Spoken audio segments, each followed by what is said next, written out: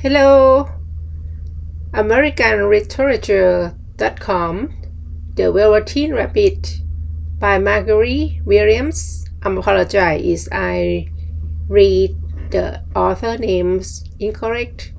The Velveteen Rabbit starts out on Christmas morning.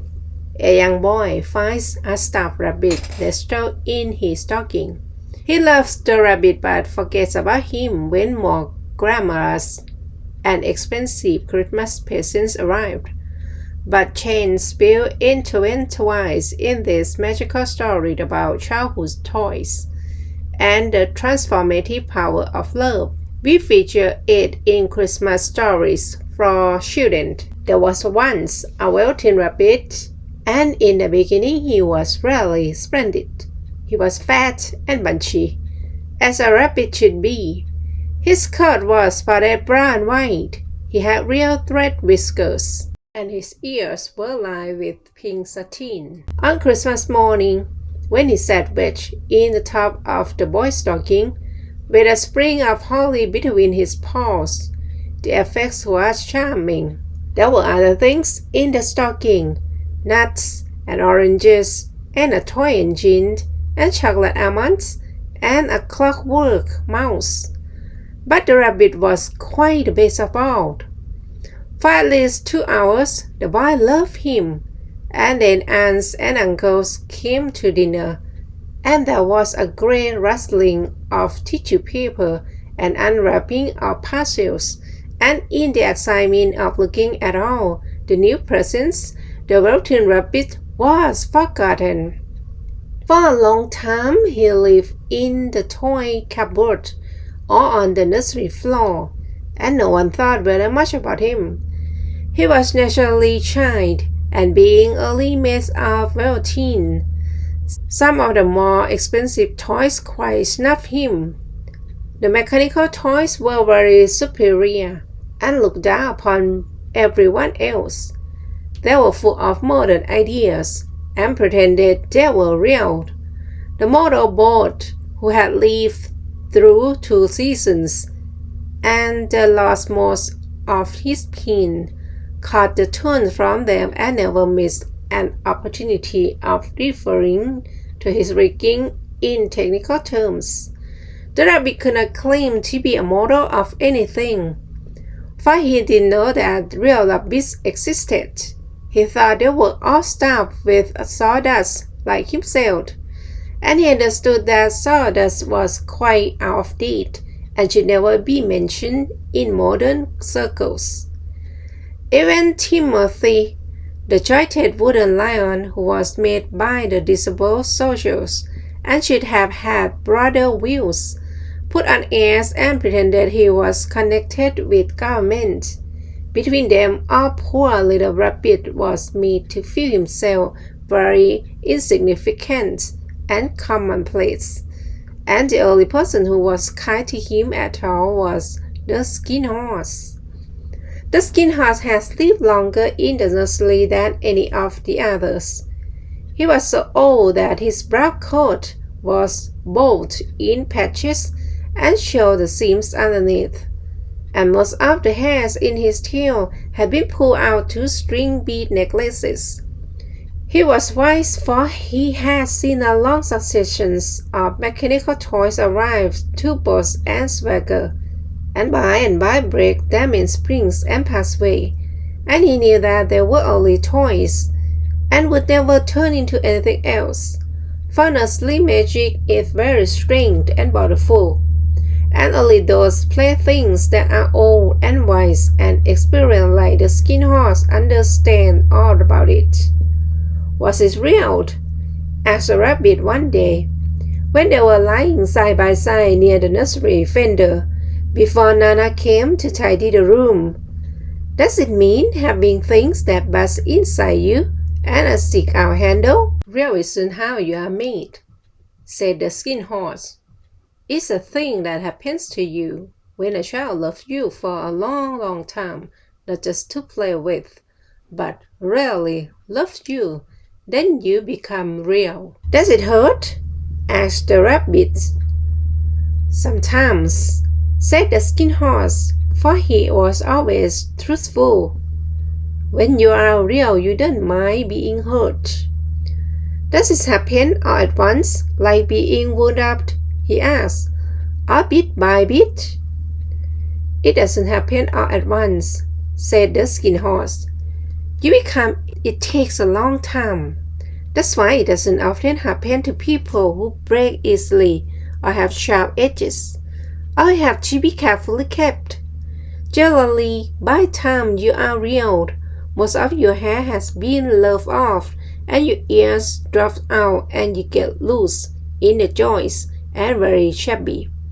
But these things don't matter at all, because once you are real, you can't be ugly, except to people who don't understand. I suppose you are real, said the rabbit, and then he wished he had not said that, for he thought the skin horse might be sensitive.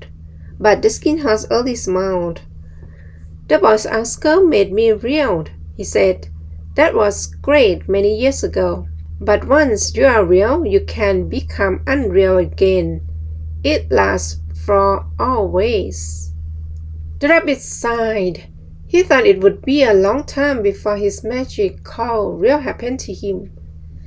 He longed to become real, to know what it felt like, and yet the idea of growing shabby and losing his eyes and whiskers was rather sad.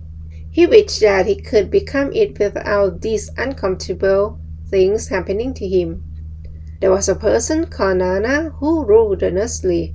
Sometimes he took notice of the playthings lying about, and sometimes, for no reason whatever, she went swooping about like a great wind and hustled them away in cupboards.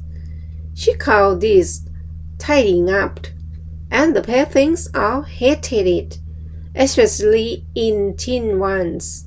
The rabbit didn't mind it so much, for wherever he was thrown, he came down soft. One evening, when the boy was going to bed, he couldn't find the china dog that always slept with him. Nana was in a hurry, and it was too much trouble to hunt for china dogs at bedtime. So she simply looked about her, and seeing that the toy cupboard door stood open, she made a swoop. "Here," she said, "take your old bunny. He'll do to sleep with you." And she dragged the rabbit out by one ear and put him into the boy's arms. That night, and for many nights after, the Velveteen rabbit slept in the boy's bed. At first he found it rather uncomfortable, for the boy hugged him very tight, and sometimes he rolled over him, and sometimes he pushed him so far under the pillow that the rabbit could scarcely breathe, and he missed too. Those long moonlight hours in the nursery, when all the house was silent, and his talks with the skin horse.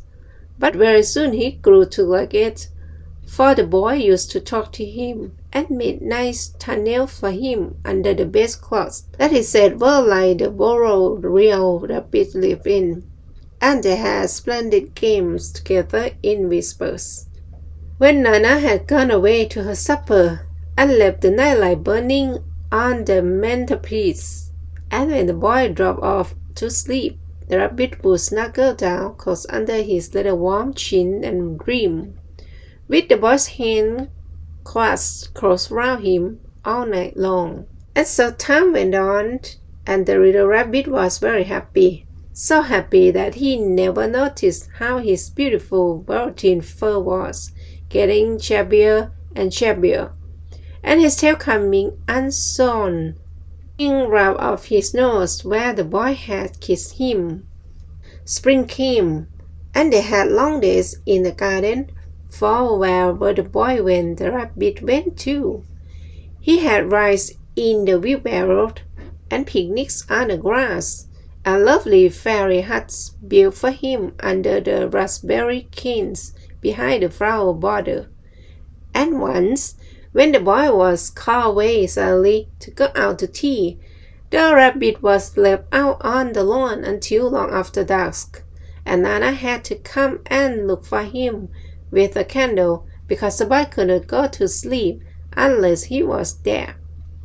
He was went through with the dew and quite earthy from driving into the burrows the boy had made for him in the flower bed, and Nana grumbled as she rubbed him off with a corner of her apron. "You must have your own bunny," she said. "Fancy all that fuss for a toy." The boy sat up in bed and stretched out his hands. "Give me my bunny," he said. "You mustn't say that. He isn't a toy. He's real." When the little rabbit heard that, he was happy, for he knew that what the Skin Horse had said was true at last. The nursery magic had happened to him, and he was a toy no longer. He was real. The boy himself had said it. That night he was almost too happy to sleep, and so much love stirred in his little sawdust heart that it almost burst, and into his butter eyes had long ago lost their polish. There came a look of wisdom and beauty, so that even Nana noticed it next morning when she picked him up and said, "I declare if that old bunny hasn't got quite a knowing expression." This was a wonderful summer. Near the house where they lived there was a wood, and in the long June evenings the boy liked to go there after tea to play. He took the Velveteen rabbit with him, and before he wandered off to pick flowers or play at brigands among the trees, he always made the rabbit's little nest somewhere among the bracken, where he would be quite cozy. For he was a kind-hearted little boy, and he liked Bunny to be comfortable. One evening, while the rabbit was lying there alone, watching the ants that ran to and fro between his velvet paws in the grass, he saw two strange beings creep out of the tall bracken near him. They were rabbits like himself, but quite furry and brand new. They must have been very well made, for their seams didn't show at all, and they changed shape in a queer way when they moved. One minute they were long and thin, and the next minute fat and bunchy, instead of always staying the same like he did. Their feet patted softly on the ground, and they crept quite close to him, twitching their noses, while the rabbit stayed hard to see which side the clock was stuck out, for he knew that people who jump generally have something to wind them up, but he couldn't see it. They were evidently a new kind of rabbits altogether. They stared at him, and the little rabbit stared back, and all the time their noses twitched. "Why don't you get up and play with us?" one of them asked. "I don't feel like it," said the rabbit, for he didn't want to explain that he had no clockwork. "Oh," said the furry rabbit, "it's as easy as anything." And he gave a big hop sideways and stood on his hind legs. "I don't believe you can," he said. "I can," said the little rabbit. "I can jump higher than anything." He meant when the boy drew him, but of course he didn't want to say so. "Can you hop on your hind legs?" asked the furry rabbit. This was a dreadful question, for the Velveteen rabbit had no hind legs at all. The back of him was made all in one piece, like a pincushion. He sat still in the bracken and hoped that the other rabbits wouldn't notice. "I don't want to," he said again. But the wild rabbits have very sharp eyes, and this one stretched out his neck and looked. "He hasn't got any hind legs," he called out. "Fancy a rabbit without any hind legs!" And he began to laugh. "I have!" cried the little rabbit. "I have got hind legs. I am sitting on them." "Then stretch them out and show me, like this," said the wild rabbit, and he began to whirl round and dance till the little rabbit got quite dizzy. "I don't like dancing," he said. "I'd rather sit still." But all the while he was longing to dance. For a funny new tickly feeling ran through him, and he felt he wouldn't give anything in the world to be able to jump about like these rabbits did. The strange rabbit stopped dancing and came quite close.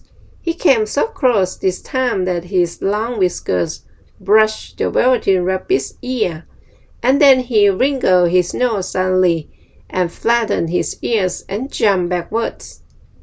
"He doesn't smell right," he exclaimed. "He isn't a rabbit at all. He isn't real." "I am real," said the little rabbit. "I am real." The boy said so, and he nearly began to cry.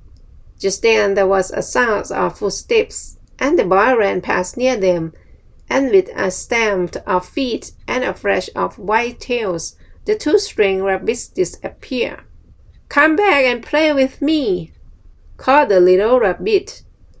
"Oh, do come back. I know I am real." But there was no answer. Only the little ants ran to and fro, and the bracken swayed gentle where the two strangers had passed. The Velveteen rabbit was all alone. "Oh dear," he thought. "Why did they run away like that? Why couldn't they stop and talk to me?" For a long time he lay very still, watching the brackens and hoping that they would come back.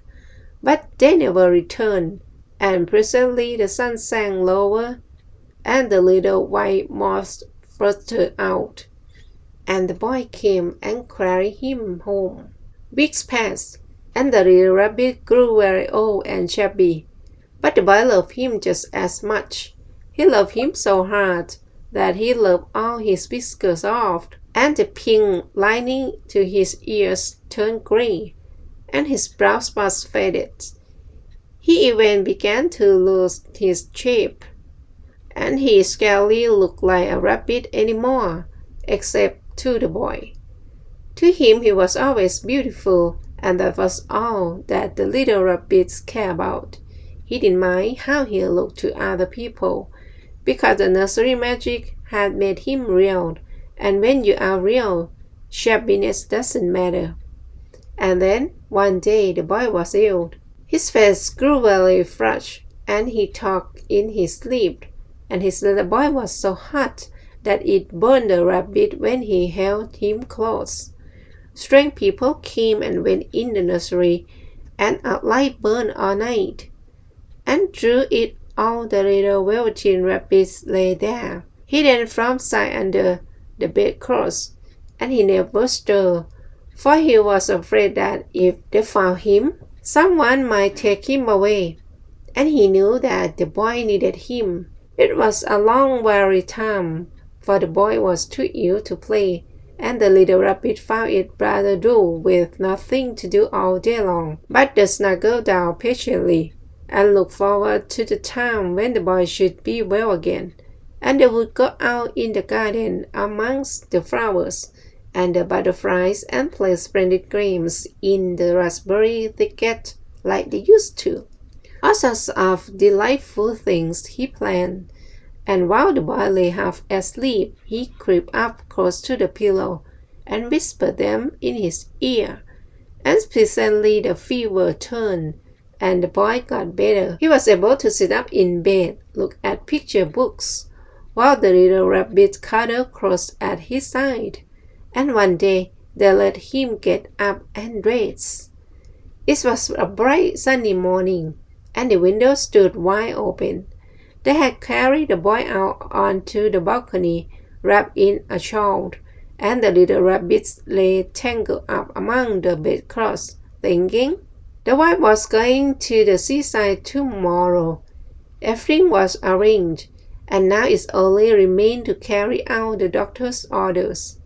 They talked about it all, while the little rabbit lay under the bedclothes, with just his head peeping out, and listened.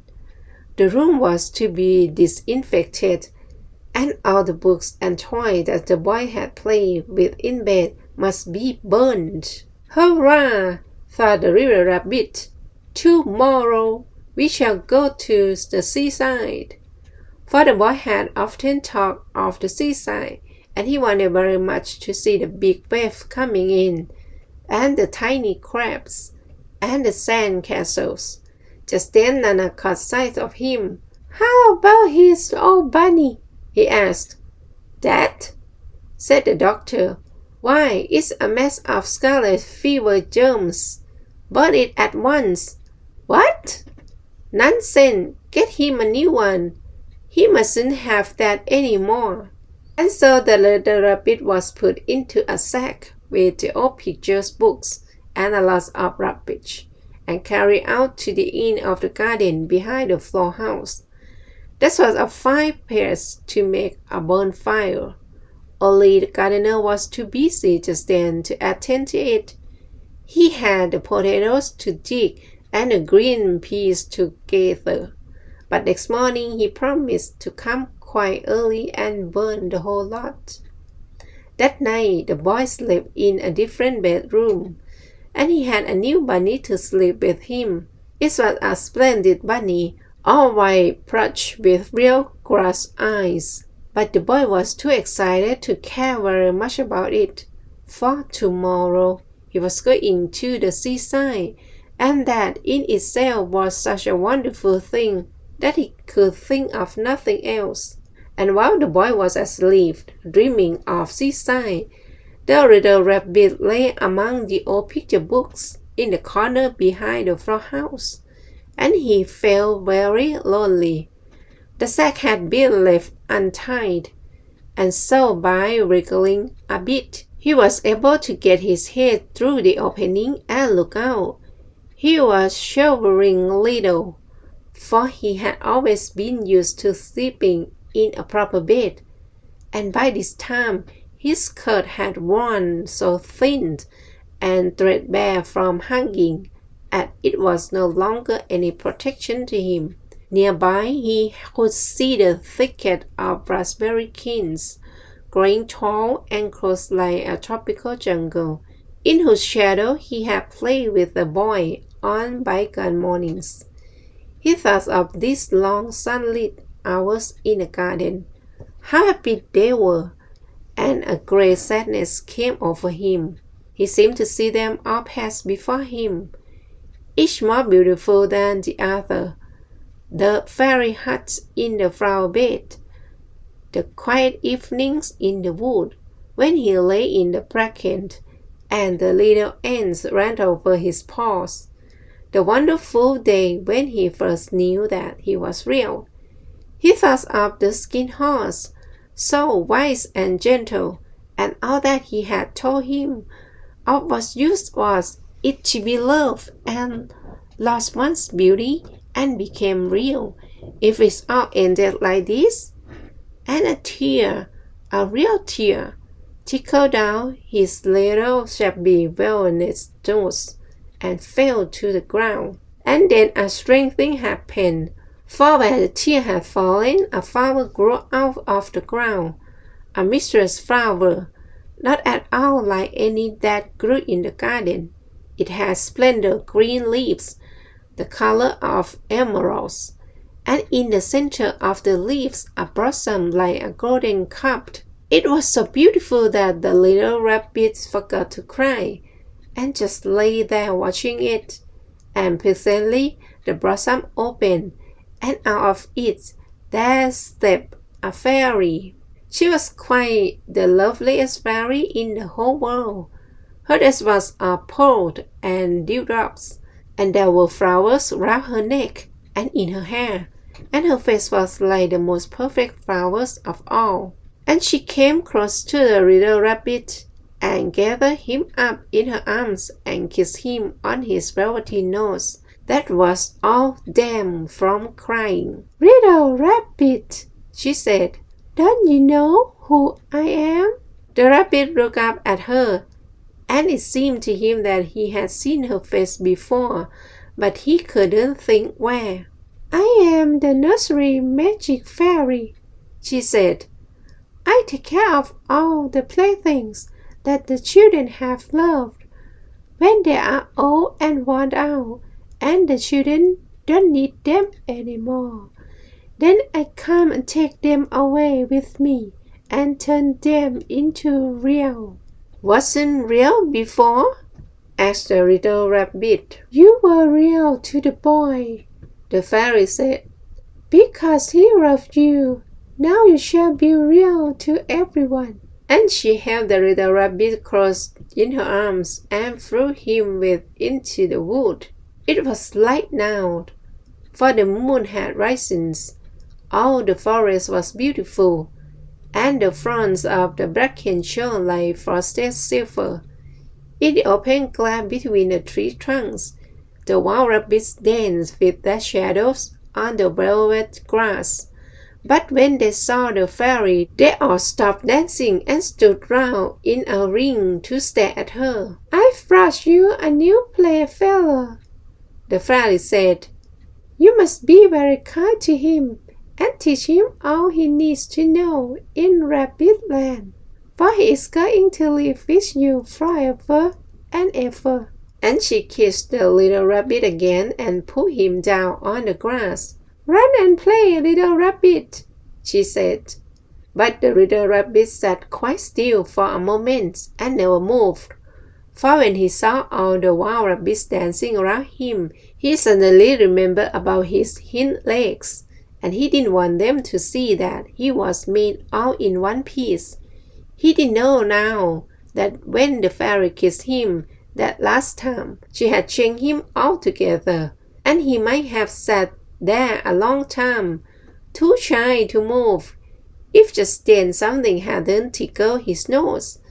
And before he thought what he was doing, he lifted his hind toe to scratch it, and he found that he actually had hind legs. Instead of dicky velveteen, he had brown fur, soft and shiny. His ears twitched by themselves, and his whiskers were so long that they brushed the grass. He gave one leap, and the joy of using those hind legs was so great that he went springing about the turf on them, jumping sideways and whirling round as the other did. And he grew so excited that when at last he did stop to look for the fairy, she had gone. He was a real rabbit at last, at home with the other rabbits. Autumn passed and winter, and in the spring, when the days grew warm and sunny, the boy went out to play in the wood behind the house, and while he was playing, two rabbits crept out from the brackens and peeped at him. One of them was brown all over, but the other had string marking under his fur, as though long ago he had been spotted, and the spots still showed through. And about his little soft nose and his round black eyes there was something familiar, so that the boy thought to himself, "Why, he looks just like my old bunny that was lost when I had scarlet fever." But he never knew that it really was his own bunny, come back to look at the child who had first helped him to be real. The end. For overall, after listening to myself, I miss reading because I had problem on my editing program earlier, and then I cut it and I need to add it in. As you may notice, the voice are different, and also reading incorrect pronunciation. For example, the word lose, because I never remember this one. Lose, L-O-S-E, not lost, lose. Another word, I didn't know how to pronounce it until I checked it after finished reading. The hind leg. You may notice I read both pronunciation, hind legs and hind legs. And then the other missing reading and pronounce incorrect. You may notice if you pay attention in listening to me. Thank you and have a wonderful time. Bye.